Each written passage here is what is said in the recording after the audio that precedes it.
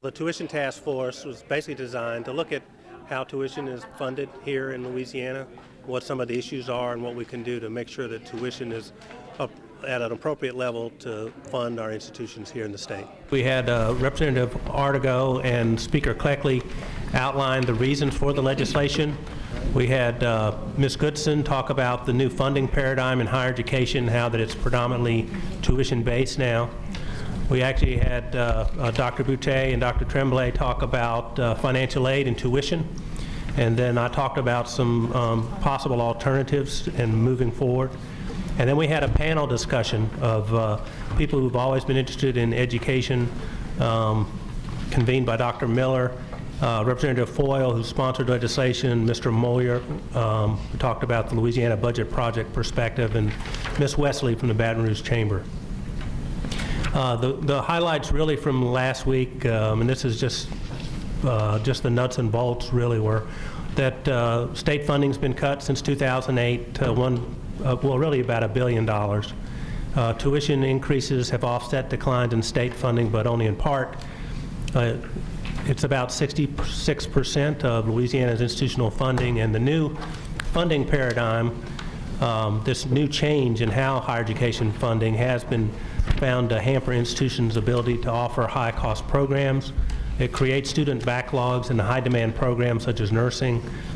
It forces qualified applicants for high-demand programs into other fields. And then it also, we need to figure out a way to effectively deliver skilled workforce. It really depends on having a viable physical approach to funding higher education. And the physical viability really depends on adequate and stable state support, but also perhaps market-driven tuition. The issue regarding TOPS gave you the outlines of what percent of students receive TOPS. It's basically increased 96% since 1999. And of course, the costs have increased exponentially as a result of that. Projections for the future are that TOPS will go from $210 million to $354 million at the current pace.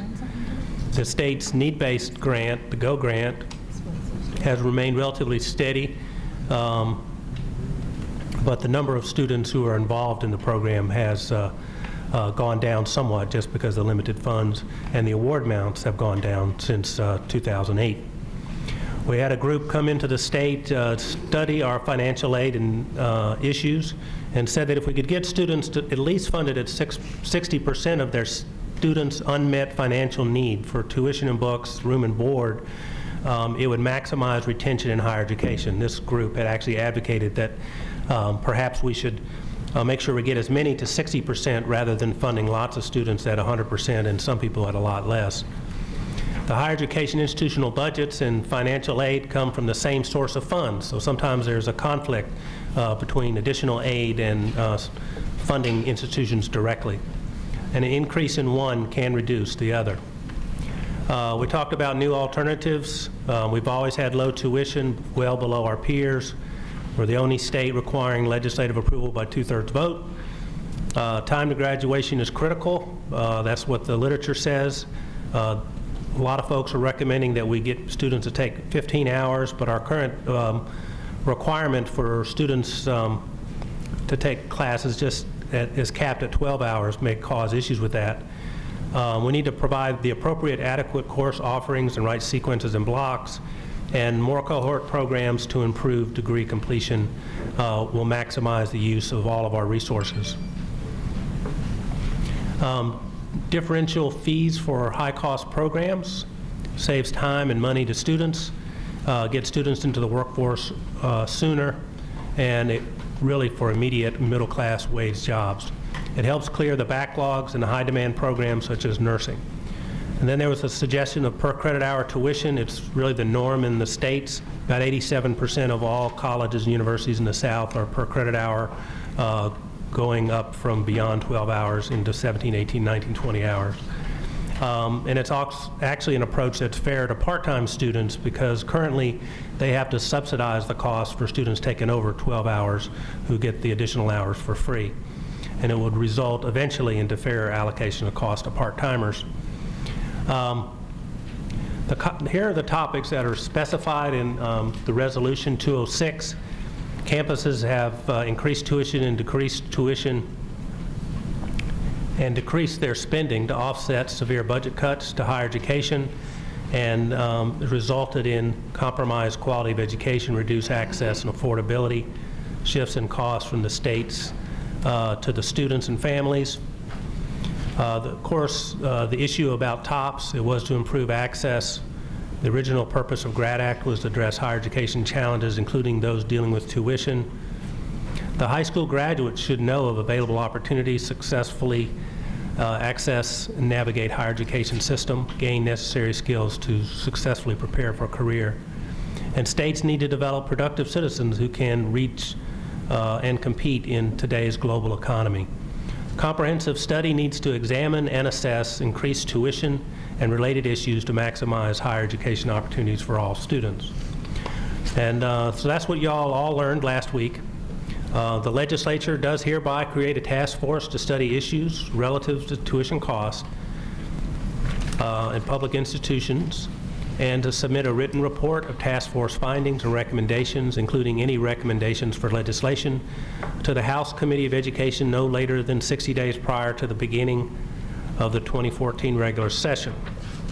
The interesting news, and why really our deliberations today is very important, is something that came out in the paper today that House Speaker Cleckley talked about, which is opening the door to tuition. And basically it said that legislative granting university boards more control over tuition didn't make it through this year's regular session, but House Speaker Cleckley of Lake Charles said he's willing to give it another chance in 2014. In an op-ed written exclusively for LouisianaPolitics.com, Cleckley wrote that he supports such an initiative because it would bring Louisiana to the southern regional average. So, ladies and gentlemen, we have interest from significant folks over with the legislature who are looking for your recommendations, and most of our work today will be actually having these conversations and giving these individuals your recommendations, which they can use to develop legislation. So the report is actually due January 9th. The Tuition Task Force will discuss the topics listed in House Resolution today in your breakout sessions. At that time, you'll be assigned a broad area specified in the resolution, and each group will return with its findings and initial recommendations on its respective topic. The task force will receive reports from each group and vote on each group's recommendations. And based on the official vote and actions of the task force, a draft report will be developed to the task force members. Task force returns in December for a final meeting, time to be announced, to discuss possible changes to the draft report, to vote on the report in its full written form, and then of course we would deliver the report by January 9th. At this point, we'll ask Dr. Philip Roseman to talk about what has happened historically. Our challenge here as our group is to really evaluate changes in the financial structure of the higher education enterprise in Louisiana. Economic times have not been good around the country, obviously. The recession has impacted families, governments, colleges, and universities. All of us, families, government, colleges, and universities, are going to need to exercise greater financial discipline in making decisions about how we spend money. What we're doing today is trying to look at the priorities related to spending money in the state of Louisiana. We're going to need to answer some questions first. Is higher education a real priority for the state of Louisiana? Do we believe higher education is really one of the keys to the American dream? Do we believe that higher education is an opportunity provider for people? Do we believe that our communities can thrive in the new information age if we don't have strong colleges and universities? And how do we look at it? Do we look at higher education as an investment or as an expense? The real challenge for us is how to make the finances work. To expand education opportunities for more people in our state, to meet the demands of an economy that's going to be increasingly dependent on an educated workforce. And do this in a state where 80% of our people are born and raised here. We have to educate our own people. and do this in a state that there is going to be decreasing state support. It's a difficult dilemma, but we're tasked to consider that, and that's what we're tasked to consider in this group. This is my disclaimer. You'll always find a few Eskimos ready to tell the people of the Congo how to cope with the heat. I don't want to be an Eskimo, but I will disclaim that I have not ever been a professor. I am not an administrator in higher ed. I have never been on a board management of higher ed, and I've never been a legislator. Where I come in as, I've been asked to do this because I was the chair of the tuition and financial aid component of the Governance Commission done a couple of years ago when we did a very comprehensive look at higher ed reform. I'm the current chairman of Blueprint Louisiana. I was the spokesperson for BUILD, which is a group of business organizations that got together to basically support higher education reform in our state. I'm on the boards of Cable and PAR, the Shreveport-Bossier Business Alliance, been involved in this issue. And a lot of things have gone on before, and what I'd like to do is really take a step back. Y'all saw a lot of line graphs and a lot of bar graphs last meeting, a lot of them. Hard to read, okay? What I want to do is kind of step back and think about some of the guiding principles that we should use in our work. Some of the guiding principles came out of these discussions with the Governance Commission, out of discussions with Blueprint and other areas. So with that said, let's move forward. Guiding principle number 1. This is a guiding principle for, it's a guiding principle for my profession. It's the first one. First, do no harm. And when we think about these things, we have to think about the law of unintended consequences. It has to be considered. Let me just give you an example, and we talked about it at our last session. The idea of limiting cost to the student for just the first 12 hours of tuition. The expectation, the intuitiveness of this is that this should cause more students to take a higher number of class load and to finish on time or early. The fact is, human nature intervenes. Sometimes students will begin to take a higher number of load, a higher number of hours, with the idea, maybe not extremely motivated to finish that. They know they're going to drop a couple of classes, and that happens a lot in our universities along the way. What that does is eventually they have no skin in the game. They haven't paid for those hours, and so it's easy to kind of reduce them. At the same time, what it does to the colleges and universities is that they gear up to take care of all of these students in a class, and then halfway through the class, there's not a lot of the class left. They maybe have dropped the course. So I think we have to consider that, and the fact that the money that could be used for some of this, the money that could be used from the reimbursement on the tuition could allow colleges to offer more courses to help people finish in 4 and 4.5 years. Intuitively, this looks like a great idea to limit it to just 12 hours. In reality, maybe not as much a great idea. Second principle, appropriations, tuition, financial aid. Here's what we learned in the Governance Commission. The old way of thinking is that appropriations are the state support. They provide the institutional quality. Tuition is something that just is a gap filler, and financial aid helps make college more affordable for other people. The new way is we have to think of this as an integrated financial policy.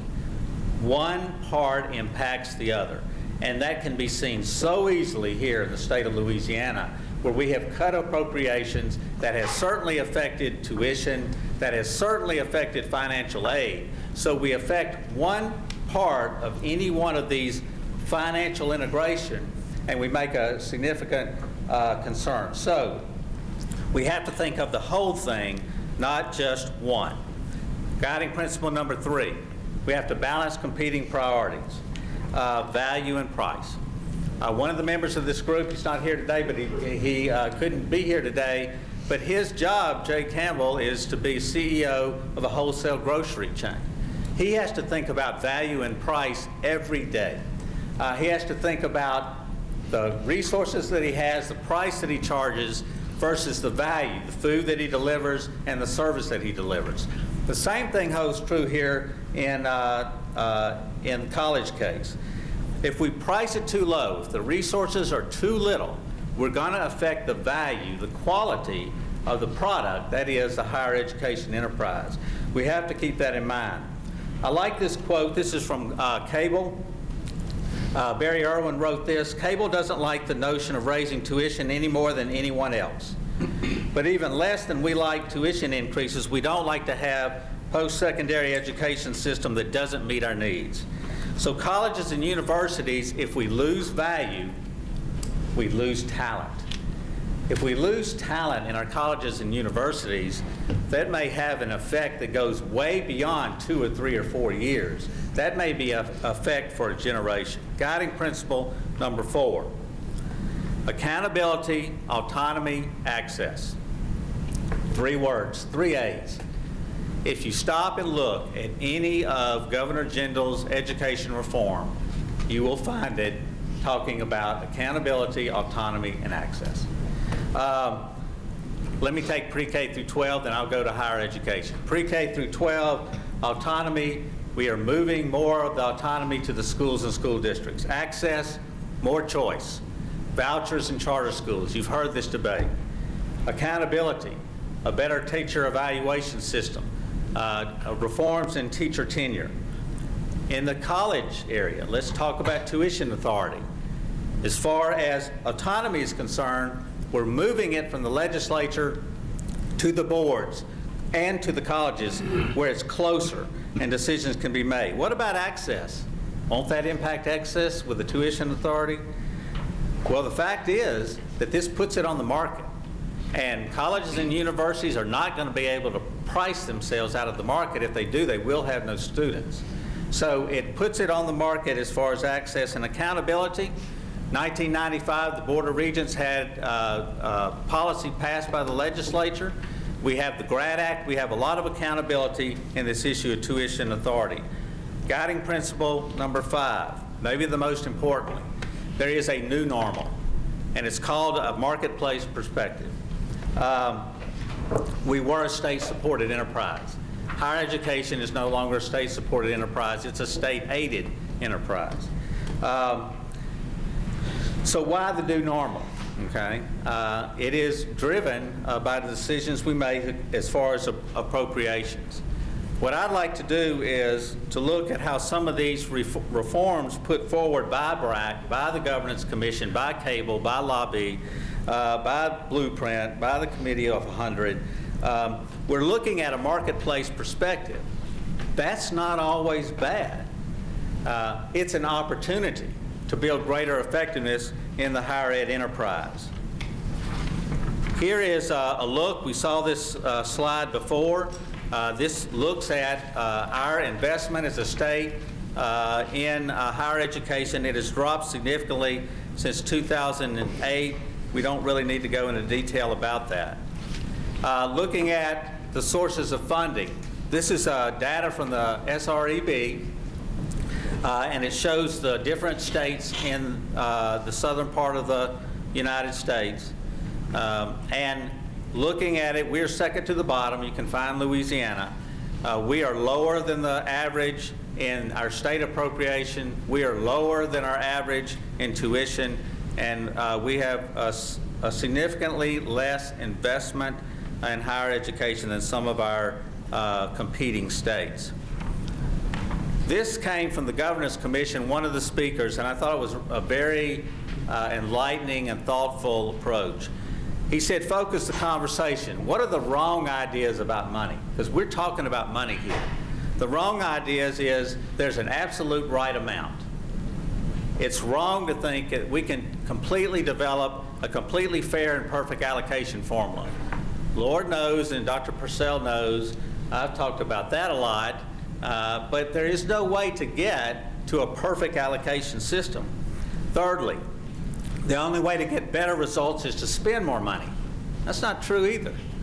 We can have greater effectiveness and efficiency and produce a better product. And then lastly, wrong idea is that we can get the results we need without spending more money. And this is what we mean. We are moving into an age where there's going to be a need for a greater educated workforce. We are going to have to educate more students to be competitive in the global environment, even the national environment. And so these are issues for our state. The right questions about money. What do we need from higher education now in the future? What can we do better with the money we have? And where can strategic investments bring effectiveness in higher education? So let me quickly review 5 principles. First, do no harm. We've got to integrate this thing: appropriations, tuition, financial aid. We have to balance the competing priorities of value, quality, and price, just like we always have to do in the marketplace. We've got to think about words like accountability, autonomy, and access, and there is a new normal, and it's called a marketplace perspective that is the reality of the day. Tom Lassell, who was interim commissioner before Dr. Purcell, said this, and I thought it was very thoughtful. The right question is, what does the public need and how does higher education meet those needs? Not what does higher education need. And so our focus should be on what does our communities need from higher education. So here is the findings of the Governance Commission. Quickly, we felt that tuition authority should move from the legislature to the management boards. Reasoning, a legislative vote at 2/3 is a unique and daunting challenge for anything. But in terms of this issue, we are the only state that has 2/3 level vote. We're only one of a few handful of states that even have tuition authority in the legislature. We already have, as far as accountability, a Board of Regents guidelines I talked about that were okayed by the legislature in 2005. Those could be updated if needed. We have to be compliant with the GRAD Act. That exists for accountability. We have indexes to the SREB. So there's a lot of accountability that already exists to the legislature. Then lastly, this market-based pricing can correct historical inequities. The fact is that if you happen to be charging lower than a compadre or competitive institution in Louisiana, the way we set it up that you can increase a certain percent every year, we continue to increase the historical inequities with universities that maybe didn't charge as much and now need to in order to bring value to their students. So this is, again, a market-based issue. Number 2, make TOPS sustainable. We said that we should evaluate the overall expenditure on TOPS in comparison to other high-priority budget items. You know, you've seen it, we've watched the legislature, they have had to deal with significant cuts, and they've had to do so throughout the time over the last few years of bad economic times. And then the Baton Rouge Area Chambers put out a paper that said maybe we should consider more rigorous TOPS standards. Let's talk about this a little bit. This you've seen before. It's a line graph. Basically shows that between 2002, the last decade, 2002 is when we reached the first 4 years after the start of TOPS. We spent about $100 million a year on TOPS in 2002. We spend $190 million a year now. This is a look at TOPS, what I call TOPS inflation. The average award in 1999 was somewhere around $2,600. Now it's about $4,000. The students served in 2002, that was the first year we'd gone 4 years, was 41,000. Now it's 46,000. The expense to the state, again, from 2002, when we first went 4 years, was $104 million. Now it's $190 million. And the demographics have changed. The percent of household income that had greater than $75,000 a year was 20% in 1999. Now, of the students, 50% or more have a household income greater than 75%, so there has been a change in the demographics. What's the difference between TOPS and other similar scholarship programs around the country? These are probably the two most comparable, especially in the South, merit-based scholarship programs. The standards for TOPS is a grade point average of 2.5, an ACT of 20, and the award is $4,000. For Georgia Hope, the grade point average is 3.0 as a standard, ACT of 26, award of $3,600. For Florida, 3.0, 26, and their award is, if you do 24 hours, about $1,800 a year. So there's a difference between the standards that we use for TOPS and the standards that have been used in other southern states for their merit-based scholarship. What about the awards? Well, we talked about this last time.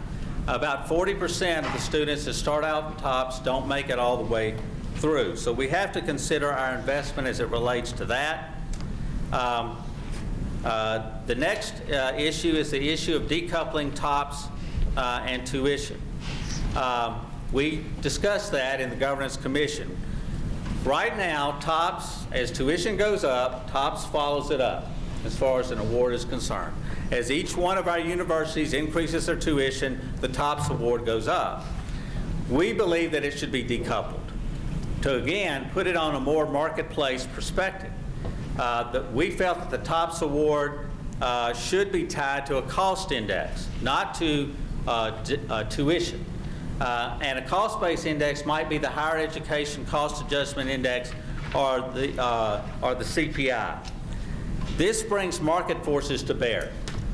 For students, they begin to look at pricing, and their families look at pricing as they decide what university they go to.